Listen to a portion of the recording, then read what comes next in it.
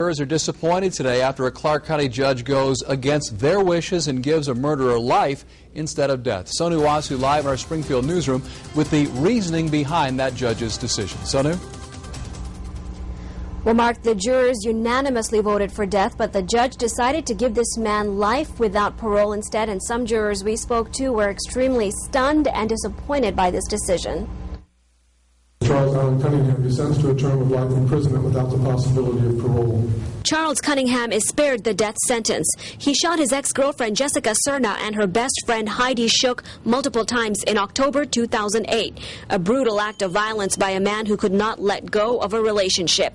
Investigators say the two women begged for mercy as he pulled the trigger over and over and over again.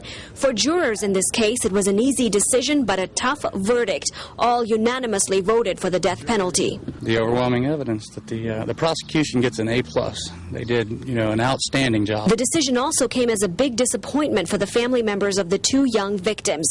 A mother visibly sobbing in court as Common Pleas Court Judge Richard O'Neill announced his decision. I really can't speak for all the family members at this point. I would say that they are both, I think, somewhat relieved that the process is over, but disappointed in the final result. Do you think justice was served today? Not really. I mean, that's my opinion. For a judge to overrule it, why were we even there? Do you feel it was a waste of your time? I do.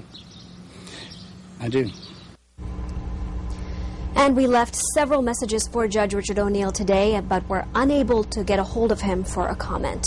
Reporting live in Springfield, Sonu Wasu, 2 News on your side. A new